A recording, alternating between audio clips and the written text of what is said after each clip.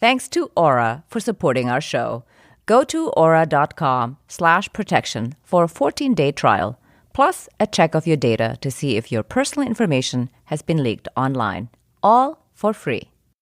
And thanks to Shopify for supporting Future Hindsight. Shopify is a platform designed for anyone to sell anywhere, giving entrepreneurs like us the resources once reserved for big business. Sign up for a $1 per month trial period at shopify.com/hopeful, all lowercase.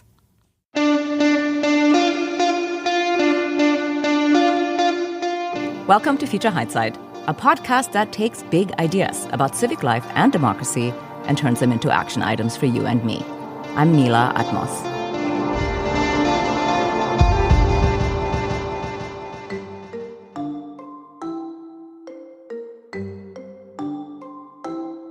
It's 2024, and the future of America is in your hands. Democracy is not a spectator sport, so we're here to bring you an independent perspective about the election this year and empower you to change the status quo.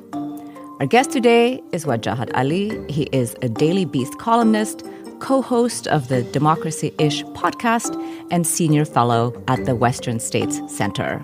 His most recent book is Go Back to Where You Came From, and other helpful recommendations on becoming American.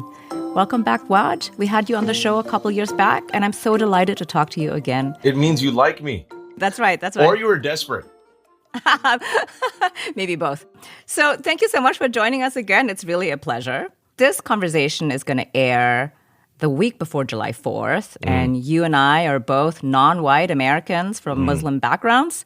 And this Independence Day, that status feels particularly complicated. Right now in this moment, what does it mean to you to be an American? That's a good question. You know, I think when folks like us, especially, it's not just Muslims or people of color, but oftentimes, you know, you could say this about Black folks, you could say this about indigenous folks, immigrants of color, sometimes even European immigrants, because we forget sometimes that this country didn't include them as white. Irish Catholics, Italians, Eastern European Jews. You know, we have to love a country that doesn't love us back. And we fight for a country that oftentimes doesn't fight for us. It's always been this way. That's what people sometimes forget. So, you know, if you're young and you say, this time it's really bad. Oh my gosh, look, we're dealing with right-wing authoritarianism. And we're dealing with President Trump, who's repeating Hitler's language and calling immigrants vermin, right? And then when told it's Hitler's language, he doubles down. And, you know, he's dining with Nick Fuentes, one of the leading anti-Semites and white nationalists. And we have both sides, both Democrats and Republicans, in order to win elections, being more cruel towards immigrants. We're seeing the mainstreaming of Islamophobia. So does this country want me? What happens if Trump wins? Where should we go? I'm American. Do my fellow Americans see me as an American? This is something that has been experienced by so many Americans in the past, and to this day, even by many Black Americans, right? A poll came out in late May that said 70 plus years after Brown versus Board of Education, and that's a Supreme Court case that desegregated public schools, 1 in 3 Black Americans say that it did not help Black folks. That's in 2024. You know, that's 33% of Black people said, yeah, that didn't help us. Like, what? That's one of the landmark decisions. And why do they feel that way? It's because even though that court case happened, nonetheless, we still had structures and systems in place that have made Black people feel like others. So that's where I feel like you also get hope, because you sit there and go, oh, it's always been this way. But if you look at some other groups, especially Black folks, they fought back. They found a way to have patriotism and faith and independence and fight for this country and organize. And so the question then becomes, are you going to retreat into the corner, tap out and give up? Or do you say, nah, I'm an American, this is my country, and I'm going to fight for it? That's the question. And for me, it's the latter. Yeah, that's a good reminder. I mean, I think that's always the question you have, right? Like sometimes I feel like I sit here and I'm like, oh my God, I have to leave this place. But the reality is, it's not going to get better unless we actually put in our own effort to make it a better place. It's not going to happen by itself. It's not magic.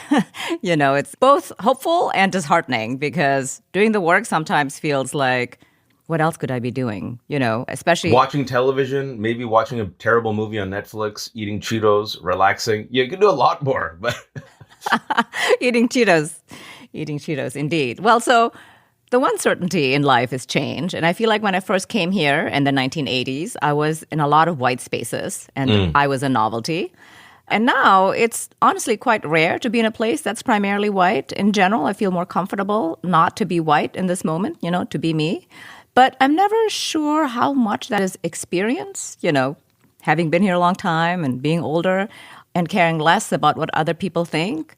Because there's certainly enough reactionary politics to make me uncomfortable, of course.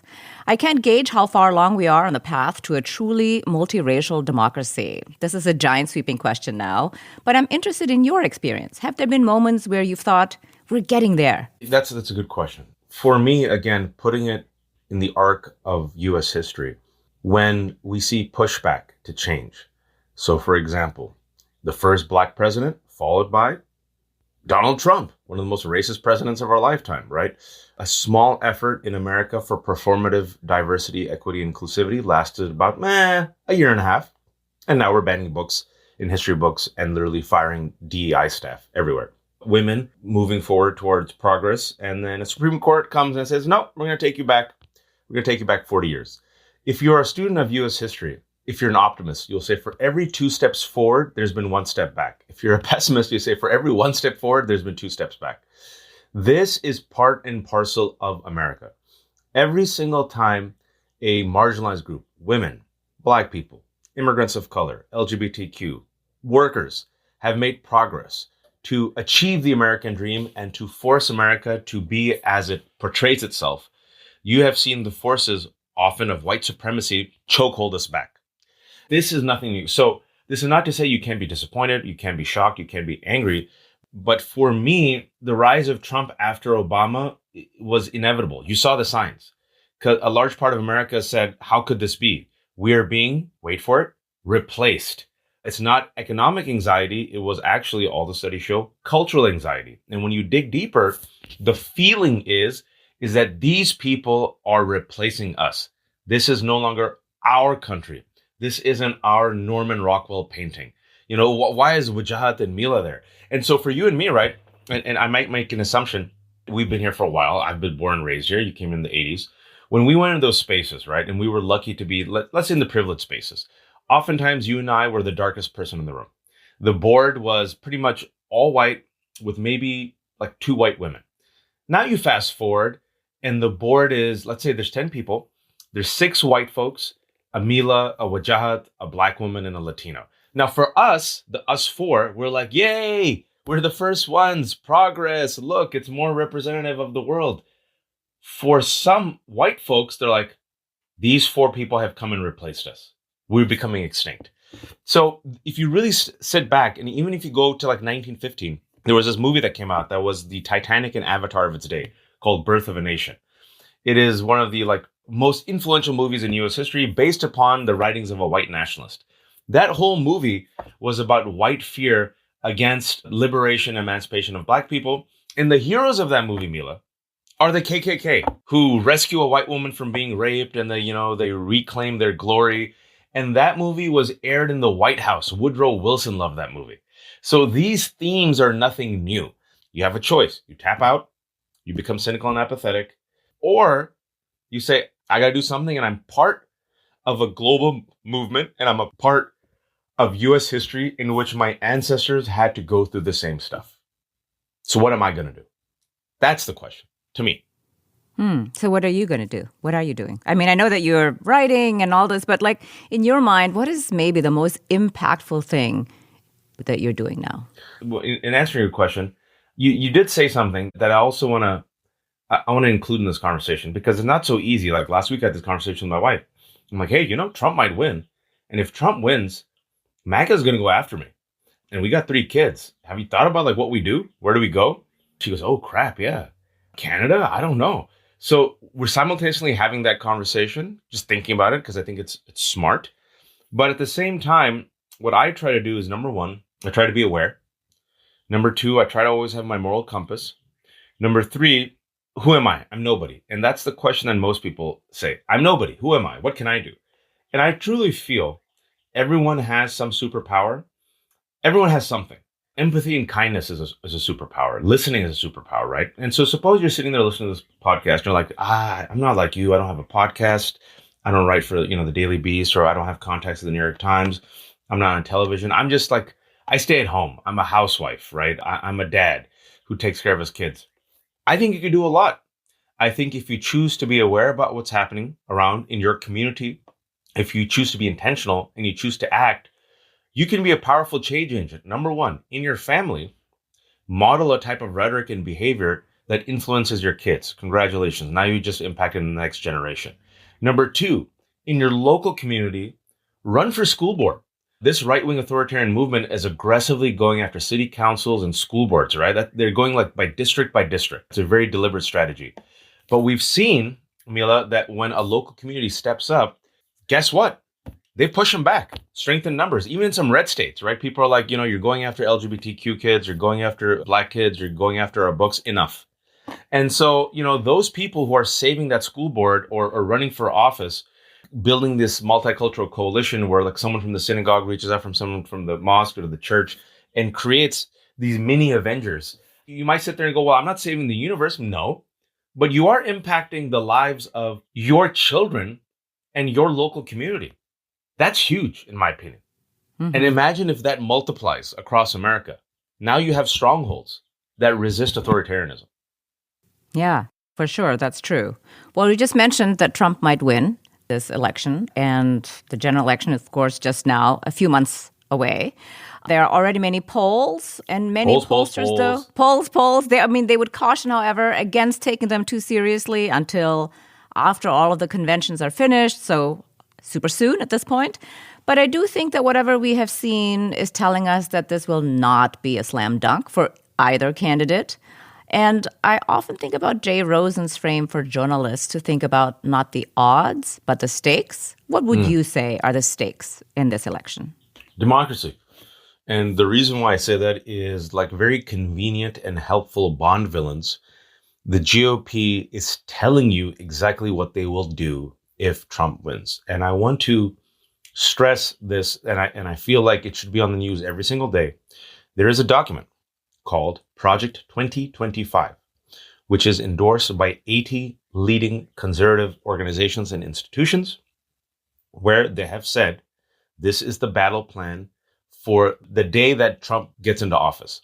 And Project 2025 is a white Christian nationalist document that openly says that Trump will weaponize the DOJ to go after his enemies, will purge all public servants who aren't MAGA loyalists, will eliminate the Department of Education, will go after Social Security and Medicare, and will go after abortion rights and women's rights. That alone, that's top of the head. People should just read that. Like every day, there should be like a good night moon and people should just like read it like a lullaby, because Republicans are telling you exactly what they're going to do. And Donald Trump openly said, I'll be a dictator for a day. That should be on the news on repeat every single day, right? This is a man who has 88 criminal indictments, 4 criminal cases, a pattern of habitually lying and using any criminal means whatsoever to stay in power. And now he's emboldened. And now we're seeing, just recently, Greg Abbott, who's the governor of Texas, abusing his power to pardon a convicted murderer, a man who was convicted by a jury of his peers, serving 25 years in prison for cold-blooded murder. And he openly said that I want to shoot and kill Black people and Muslims. Well, he ended up killing a white man at a BLM protest, right? And Greg Abbott was like, I'm going to pardon him. And also you have the Supreme Court. More and more controversies being revealed where at least 2 of the Supreme Court justices have spouses, allegedly, who are pro-insurrection. Samuel Alito last month has no excuse for why there was an upside down flag hanging in the front of his house. And then he throws his wife under the bus and says, my wife was angry at my neighbor and my neighbor was accusing us of being traitors. So we flew our flag upside down just like the other traitors. And then you have Justice Thomas's wife, Ginny Thomas, as we know from the text messages, who was supporting the violent insurrection.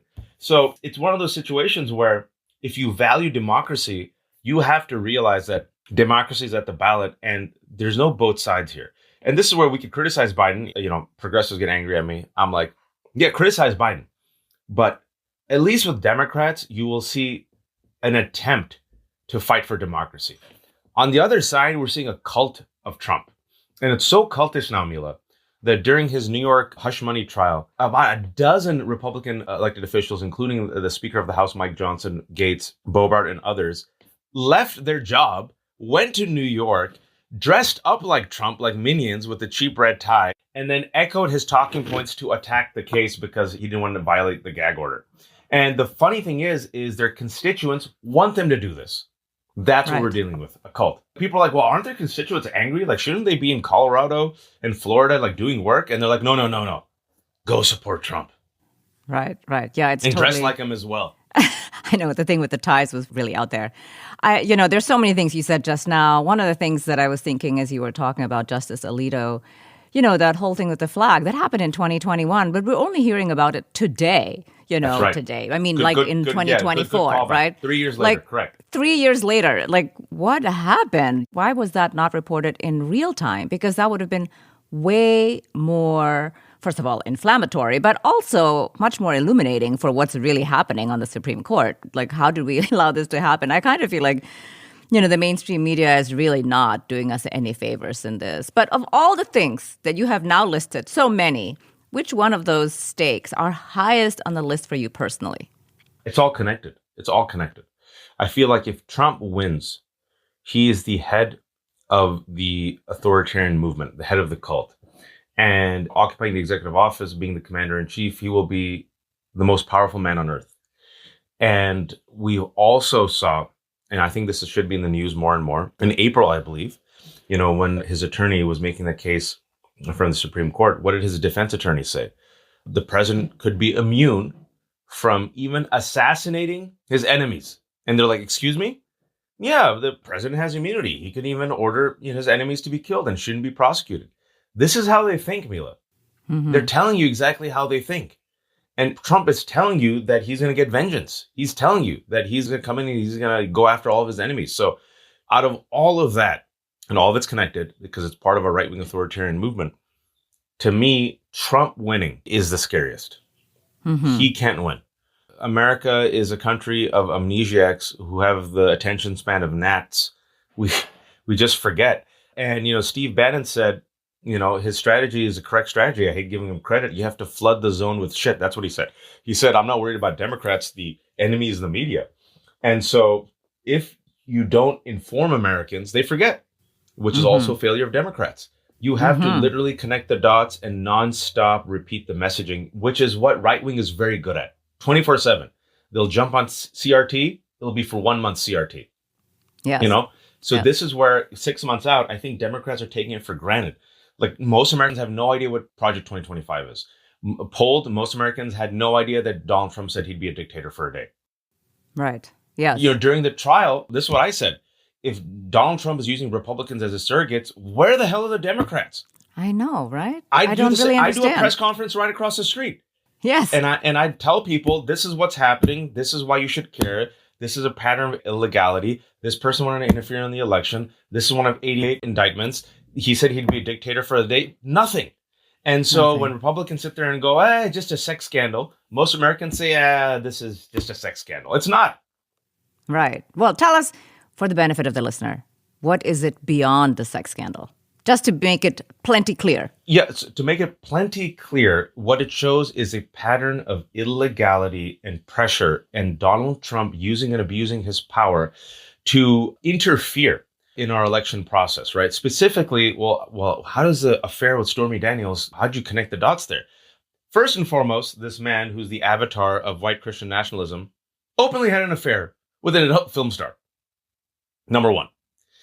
He then gave his right-hand man, his fixer, Michael Cohen, the green light to pay off not just Stormy Daniels, but another actress, Karen McDougal, with whom he had an affair, and to kill the story right before the 2016 election.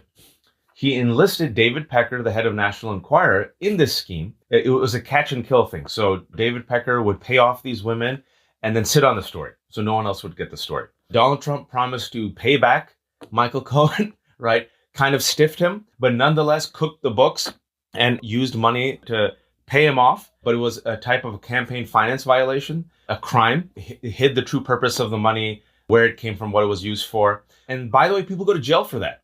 Richard Nixon also paid off the Watergate robbers, right? He was impeached, he resigned. But also the timing of this, right? Well, why did he spend this money? Why did he do catch and kill? Why did he enlist Michael Cohen and David Pecker to do this? Because if people found out that Donald Trump had an affair with these two women while he was married, it would have been enough, in my opinion, Mila, to sway the election. Let's not forget, this is the same man who had the Access Hollywood tape, grab him by the pee. And let's not forget that James Comey, 11 days before the election, announced Hillary Clinton's emails. And to this day, people say that announcement could have been enough, Mila, to switch those 70,000 votes. So if people knew about this, this would dominate the news. And maybe those 70,000 votes would have gone to Hillary Clinton. Right. So in addition to illegality, in addition to literally being a criminal act, a campaign finance violation, which sends people to jail, it is also so deeply unethical and also could have swayed the election, in my opinion. That's why I think it's important.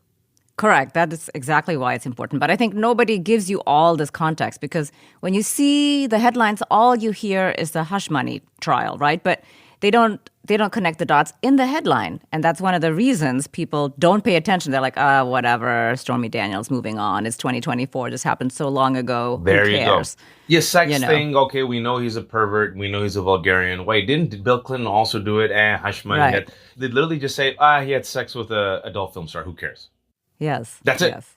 That's and it. You even see, but like, they don't see the campaign finance violation, and as you said, it's a crime, and for which Richard Nixon resigned. Yeah, it's a mob boss. It's a mob boss saying, "Hey, shut that lady up. Give us some money. Give us some money. Hey, we're gonna cover it up. We're gonna cover it up also. Okay, yeah." If you make that type of analogy, Mila, you put it in a story, and then you explain it to the voters. I think some people will be swayed. Whose fault is it?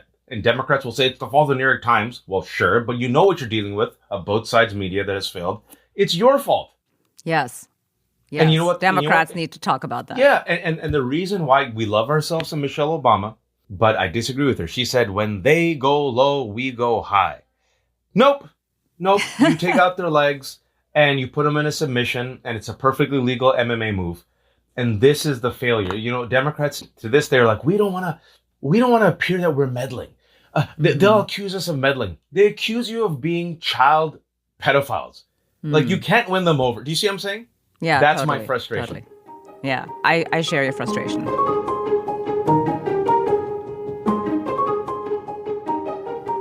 We're taking a short break, and we'll be back with Waj in a moment. But first, it feels like there's a major leak of personal information just about every week, doesn't it? It's easier than ever for data brokers to get your data legally from public tax records, credit card companies, cable and internet providers, and sell it to anyone who will buy it, even scammers. Your information, your full legal name, email, home address, phone numbers, credit card info, and more can be easily found online. So, what can we do? Well, Aura is a great way to try out a great VPN. It's the all-in-one online safety solution that helps protect your information. Aura is offering you a 14-day trial plus a check of your data to see if your personal information has been leaked online, all for free when you visit aura.com/protection. And that's not all. Aura is a great tool that monitors identity theft, financial fraud, and other online threats before they happen. With Aura, you can rest easy knowing that someone is looking out for you. You see, Aura scans the dark web to look for your email addresses, passwords, social security numbers, and other sensitive information. If anything is found, you'll receive an alert in real time. And it's really easy to use. Aura offers a suite of tools to protect you, including real-time alerts on suspicious activity, computer virus protection, a VPN, password manager, and even parental controls. And we're always looking for the next gift for our loved ones. This could be a really unique and usable one, and it will give them the protection they need online. I'm thinking about giving it to my best friend. For a limited time, Aura is offering our audience, you, a 14-day trial plus a check of your data to see if your personal information has been leaked online, all for free when you visit aura.com/protection. That's AURA.com/protection. Certain terms apply, so be sure to check out the site for details.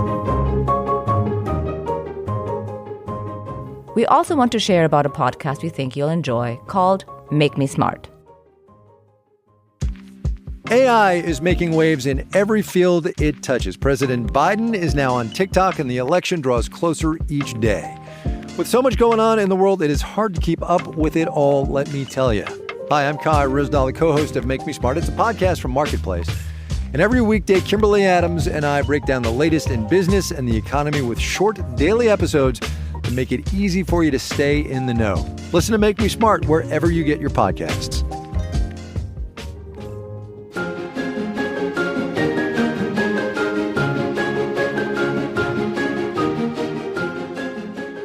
Batman and Robin, Ant-Man and the Wasp. What about the perfect duo when it comes to growing your business? That's you and Shopify.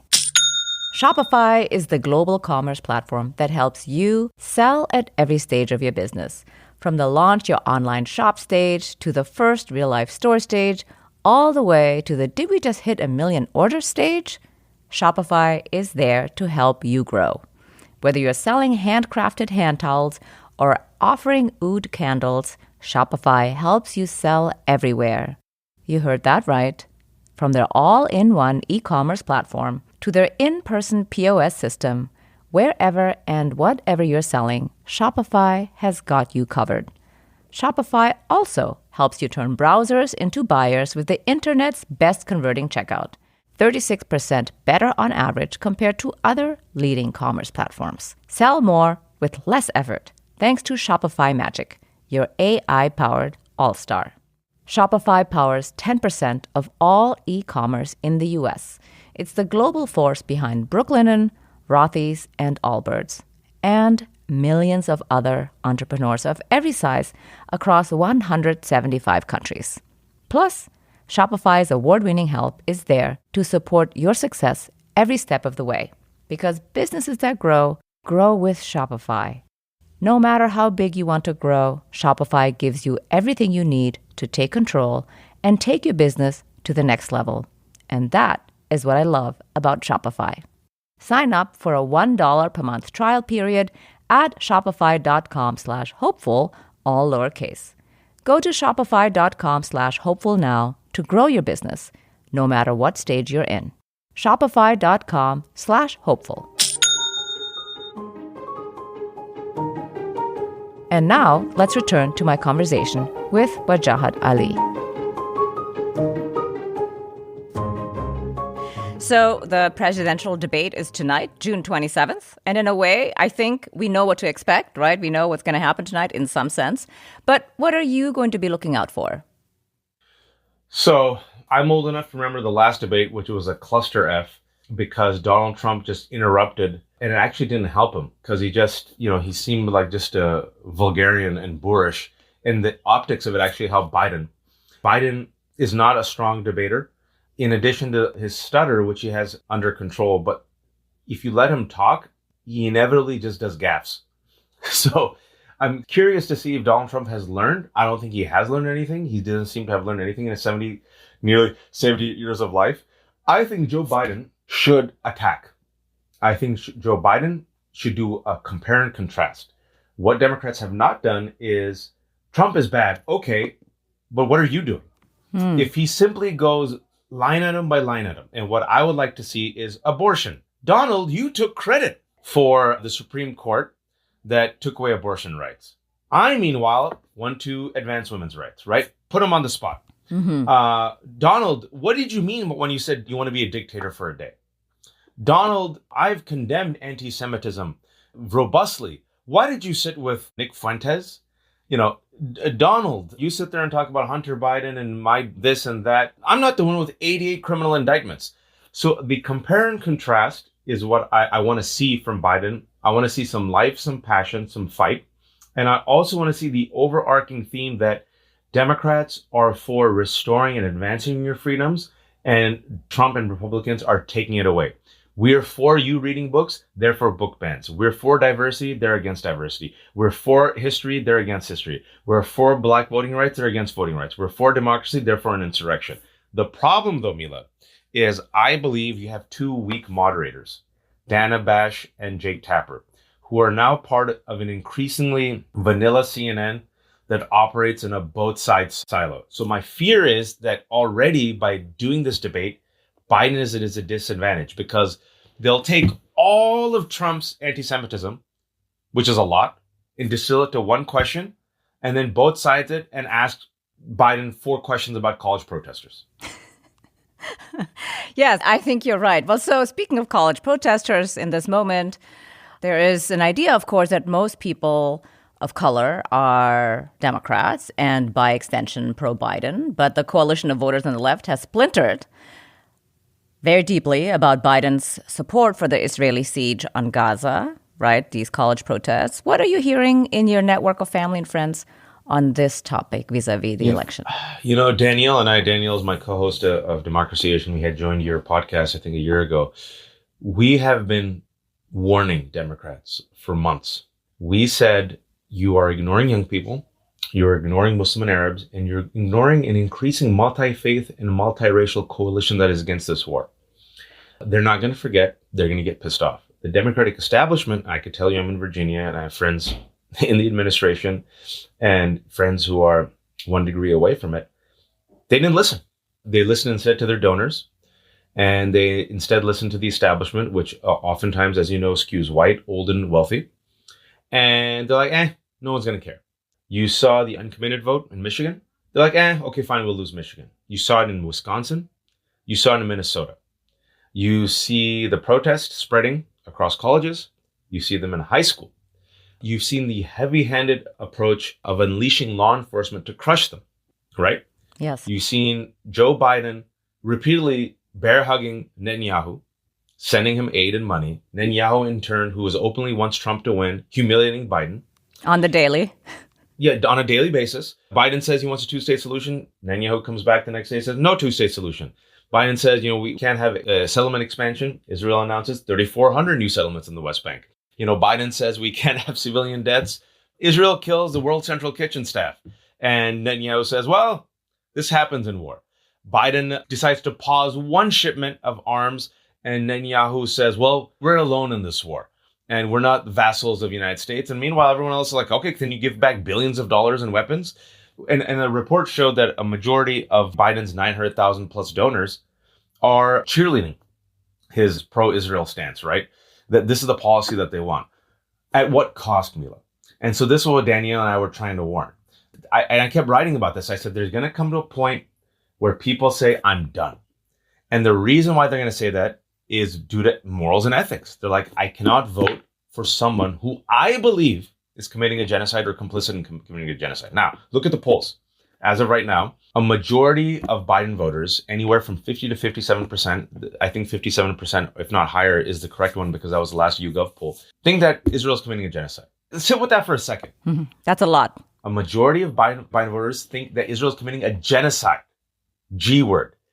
A majority of voters, Republican, Independent, and Democrats, want a ceasefire. So they're against the war. They might be pro-Israel, but they want a ceasefire. Netanyahu is universally hated.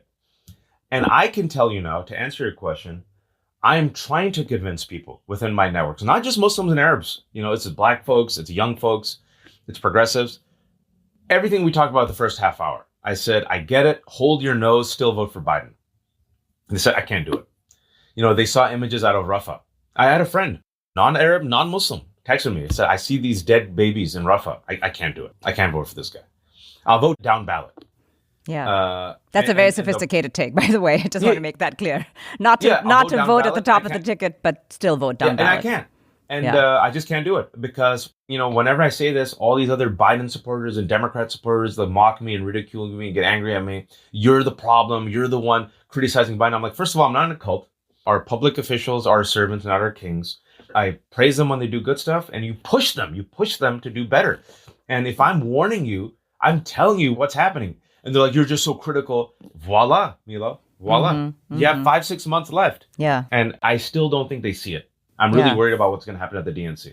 I'm very worried as well. I also think, well beyond the election, it seems to me that this is going to be a longer term problem than I think most liberals are realizing, because in my view, the Israeli lobby in the US, combined with some pretty bad faith actors on the right, have successfully conflated anti-Zionism with anti-Semitism. And even, like you said, there are people who are pro-Israel but want the war to stop.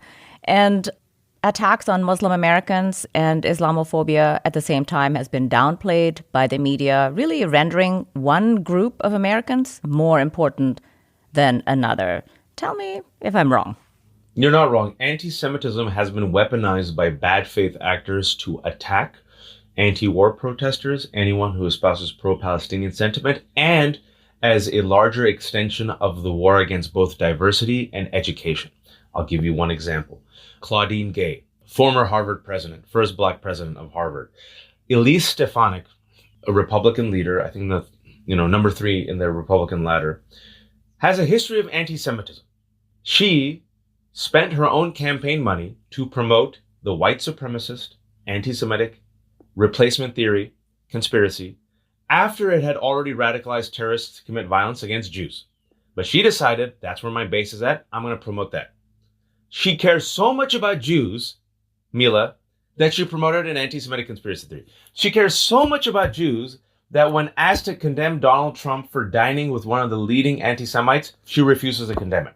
But she holds the hearing. We have to attack anti-Semitism. She teams up with Christopher Rufo.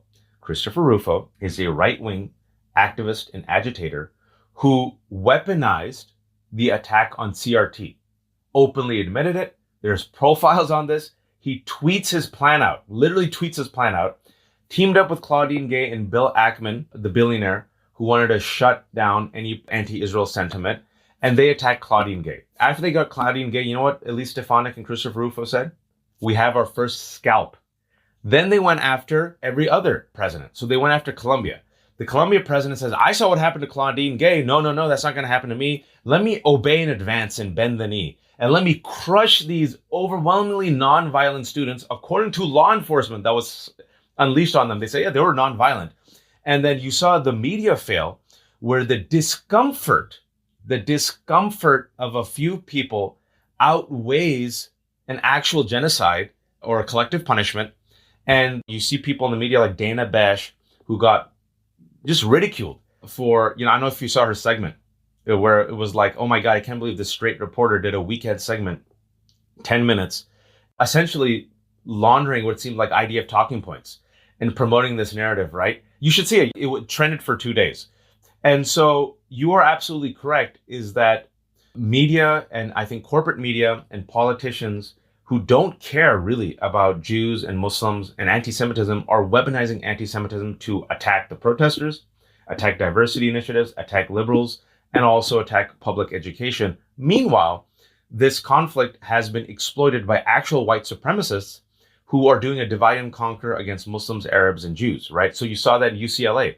Outside agitators for like 2 hours beat up the anti-war protesters, and Mila, the police just sat there and did nothing.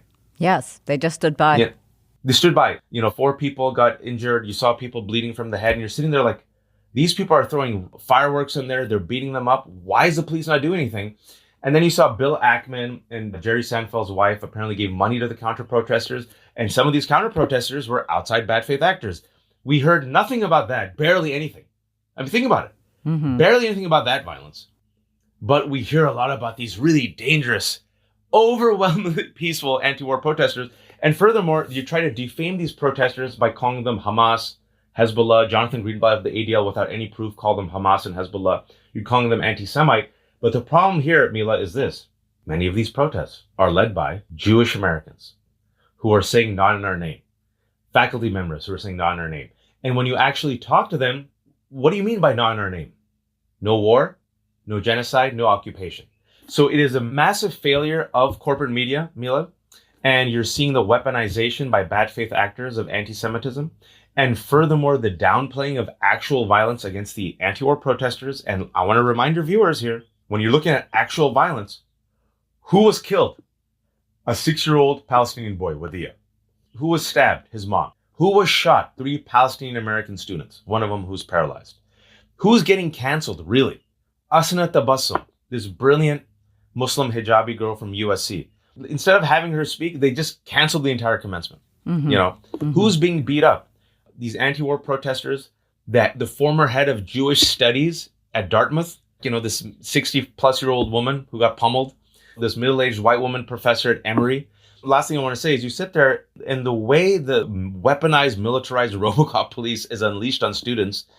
If you see Al Jazeera, I saw like an Al Jazeera clip, they're reporting on it as if we report on Latin American countries sending out like shock troops against like quote unquote enemies. And they're college students. So what does that say about us? It's a terrible look for America. I know you asked me a simple question. I connected a lot of stuff in there. Yeah, but I've been thinking about it a lot. Yeah, I have been too. It reminds me a lot about the runaway Islamophobia after September 11th, right? Like I think if you're a Muslim in those days, you were incredibly scared, including me and my brother, And that still haunts Muslims in America. Like we have not forgotten. And so when this happens and like you said, it was the 6-year-old boy who was killed, and it's the Palestinian Americans who were shot while walking in Vermont with keffiyehs on. I just think, where are we headed? Like, how is this going to end?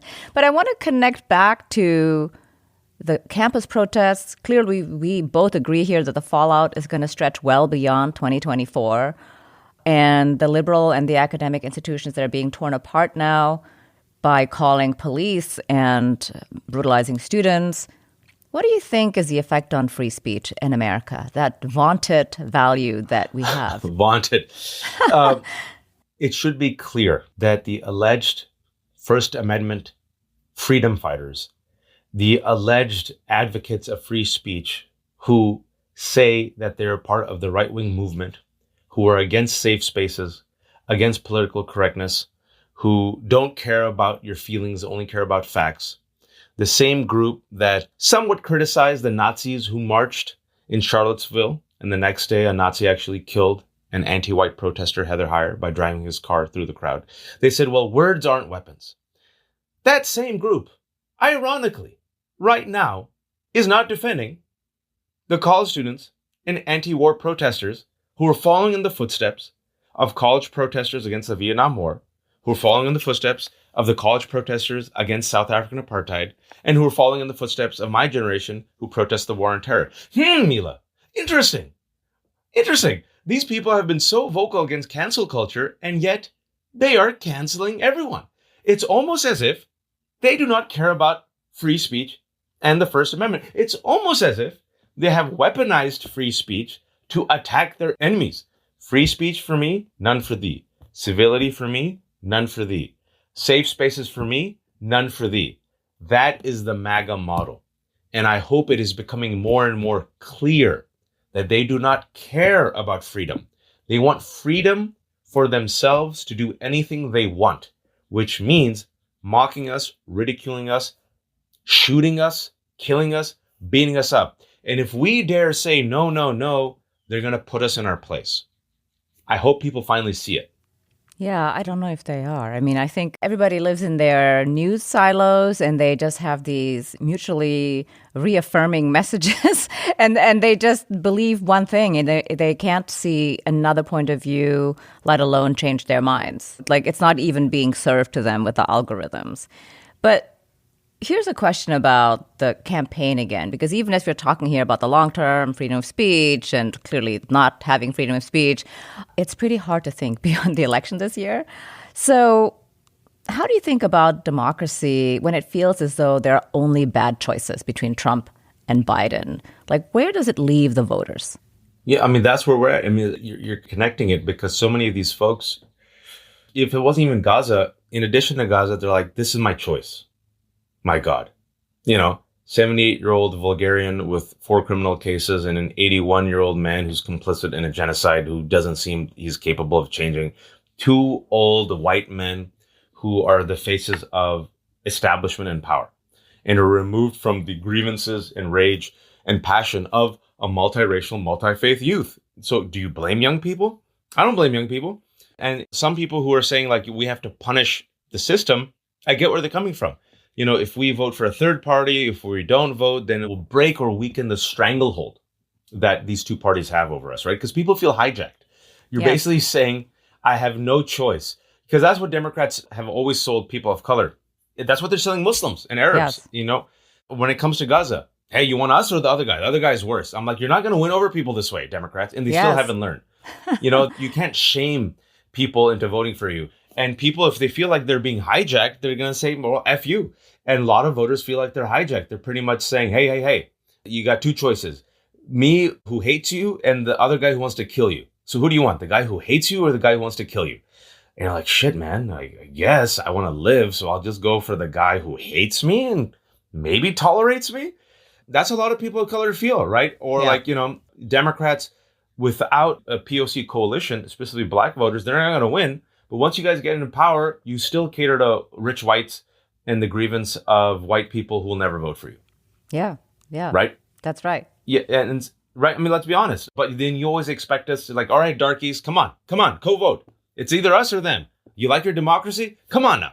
And so the way people talk to me, especially a lot of white liberals on Twitter, is indicative of that. This type of arrogance and condescension, this type of, well, the other guy's going to do a Muslim ban. Good luck being in a camp.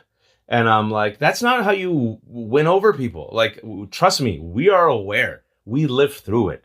So the fact that there's so many people of color, young people, Muslims, Arabs, who are aware of the dangers of Trump and still saying, I might sit out. It's up to you to convince them. I'm trying my best. And I do feel if you connect the dots like we did in the beginning, if you inform people about what's really going to happen, I think when it comes to game time, and they decide to vote, and they sit there and they look at the ballot, and they see Biden versus Trump, no matter how much they hate Biden, I think a lot of these people who are saying they're not going to vote, not all of them, will hold their nose, use an exquisite swear word, and probably fill in the ballot for Biden. That's what I'm hoping for. And I hope it's enough, just enough for him to win. And in the meantime, though, the pressure I think is important, Mila, because politicians only change with pressure. And so you see something here encouraging where there's a young generation of Democratic leaders who understand where the wind is blowing. And they know the Biden establishment, the Carvilles, the Clintons, that's the past. It ain't going to cut it. And you saw something really interesting here. One example, in May, Summer Lee, a black woman, passionate, open about her stance on Gaza. She was, going to get destroyed. They didn't think she'd win. Won by double digits. So there's something about authenticity and passion and fighting that I think the Democratic establishment underrates and instead leans towards milquetoast complacency. And I just don't think it's there. You cited this poll that 57% of Americans, no matter what their political persuasion, wants the war in Gaza to end. People are not fools. I think Americans are not fools, but so many politicians treat them like they're, people who don't read the news, don't know what's going on. And that may be true to some extent. But I mean, after all these months of killing innocent people, it's not lost on Americans what's happening. And I think this campaign of the lesser of two evils is just not going to cut it, to your point. But I have a question about the RNC, because to me, I feel like it's I think in this moment, it may still be 50-50 between Trump and Biden. But the fact that Trump has gutted the RNC makes me feel like this could be an opportunity for the Democrats to actually make a difference, on the ground game. But I don't know what your thoughts are. You need messengers. You need messengers out there parroting a simple message, repeating it. And I'll give you another example, like a failure, in my opinion. For a month, you had a trial. People were covering the trial. You did nothing. And then Republicans on the flip side saw an opening and were like, all right, we'll go there. Yeah, and we'll this was a PR strategy for them. Yeah, we'll flood the zone with. So if you are so terrified that you're not willing to say anything, then what's the point? Look, my frustration is that Trump and Republicans are giving you just wins. They're just giving it to you. Trump saying he'll be a dictator for a day, a win. Alabama Supreme Court briefly taking this country back to 1863, win. Greg Abbott openly saying, hey, if you want to kill black people, sure. It's not a win, but you know what I mean? It's very clear. Project 2025, their literal words, win, right? What are you doing? And you saw Biden's, he accidentally, used the word semi-fascist at a fundraiser. It got reported. He saw that the base loved it. Then he used it in his speech. Right? You saw him attack Republicans, call them out on their support for defunding Social Security in one of the State of the Union addresses. It was an improvised moment. That's the only thing people remember. Helped him out. You saw an initial hesitation to talk about abortion after Dobbs dropped, but then AOC and Elizabeth Warren said something 2 weeks later. They saw where the base was. Then they talked about it. Initially, they said, I don't think abortion is a kitchen table issue. I don't think defense of democracy is a kitchen table issue. 2022 midterms happened. Guess what was a top 5 issue? Abortion, defense of democracy. So there are these examples in the past 4 years, Mila, where attacking, being passionate, using these wins, like Trump's on trial, for the love of God, take it. And so that's where I feel like if Democrats were smart, they'd do it. I don't know if they will. As far as the RNC is concerned, the RNC's entire platform, if you remember in 2020, was whatever Trump says. They had no platform, if you recall. So Democrats can be like, they have no platform. This is our platform. This is what we do for abortion rights, defense of democracy, voting rights, Social Security, child tax credit, climate change, boom, boom, boom, boom, boom, and do a compare and contrast. You have to do a compare and contrast so people know the stakes and what they're up against. And then also, one thing I will mention, it's very interesting. Let's see how this plays out. Okay. In some of the primaries, if you have noticed, Nikki Haley, who's not on the ballot, is getting 20%. Yeah. That is an interesting development. And that is showing you that there are some hardcore, lifelong Republicans and conservatives who just cannot bring themselves to vote for Trump. This includes my neighbor. Our neighbors are white evangelicals, diehard conservative, but I've talked to them and they hate Trump. They just hate him. They think he's a vulgarian. They can't bring themselves to vote for him. And I know for a fact they didn't. They just put in Nikki Haley. So how many of those Republicans exist? And how many of them might hold their nose, not vote for Trump, or might hold their nose and vote for Biden? That's a good question. Interesting. Yeah, Interesting. Let's see. Well, we'll see come election day. So as an everyday American, what are 2 things I could be doing to really drive home or to really enact the fact that democracy is at stake in this election? First and foremost, awareness. The zone is flooded with so much shit that you get overwhelmed and you decide, you know what? I don't know what to do, what to read, what to believe. So I'll just look at the conspiracy theory that my uncle sends me on WhatsApp and I'll watch Netflix. It takes a little bit of work to sift through the BS. It takes a little bit of work to clean the dishes, right? But we have to do a little bit of the work to get the information, to gain knowledge, to see what's really at stake, to see the difference between both candidates. And like I said before, the GOP is openly telling you what they want to do. So first step, and this is for everyone, just go Google Project 2025. And if you don't want to read it, read the executive summary. And if you don't want to read the executive summary, AP, Reuters, read a straight down the line reporter's analysis of it. Good That's advice. number 1. Yes. Yeah. And number 2, register people to vote.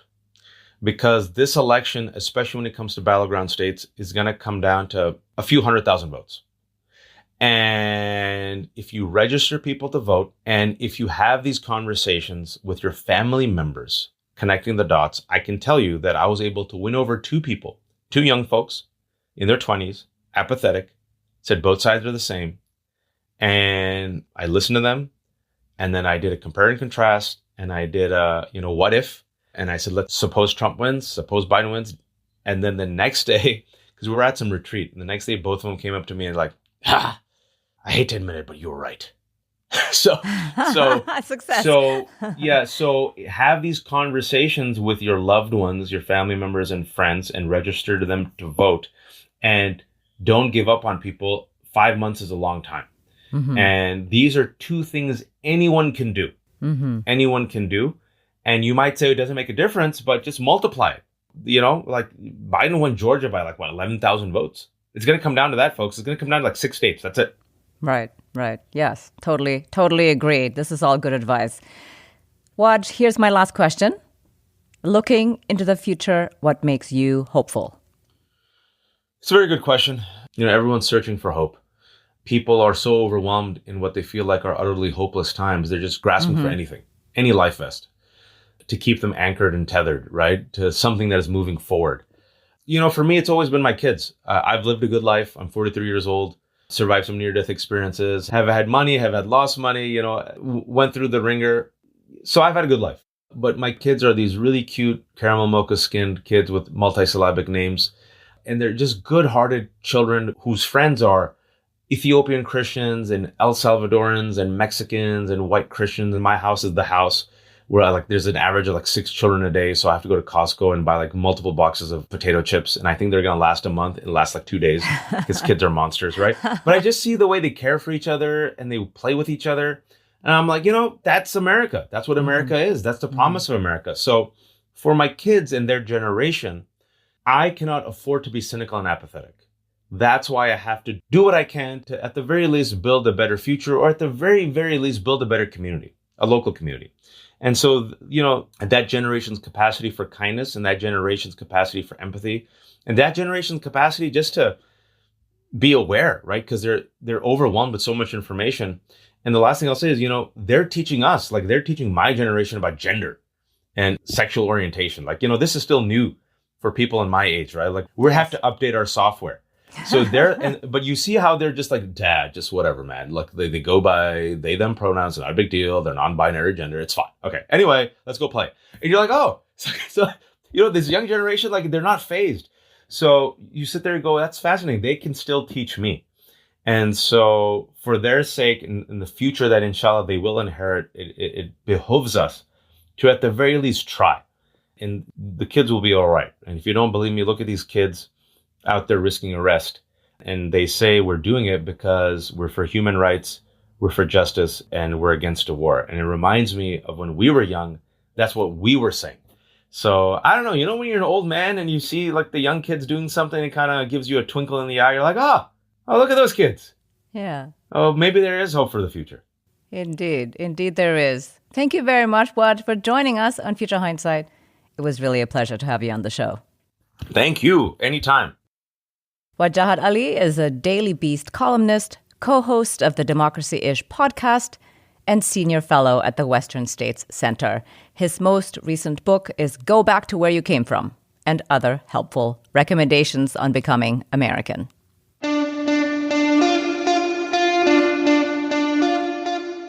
Next week on Future Hindsight, we're joined by Melanie Dorigo.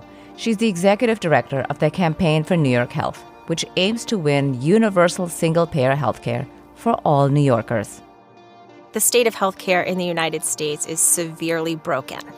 We are the only industrialized country in the entire world that does not have universal health care. We pay the absolute most for health insurance to get access to health care than any other industrialized country, and we have among the worst health outcomes in the world. So we're essentially paying a lot more, and we're getting a lot less. That's next time on Future Hindsight. And before I go, first of all, thanks so much for listening. If you like this episode, you'll love what we have in store. Be sure to hit that follow button on Apple Podcasts or the subscribe button on your favorite podcast app so you'll catch all of our upcoming episodes. Thank you. Oh, and please leave us a rating and a review on Apple Podcasts. It seems like a small thing, but it can make a huge difference for an independent show like ours. It's the main way other people can find out about the show. We really appreciate your help. Thank you. This episode was produced by Zach Travis and me. Until next time, stay engaged.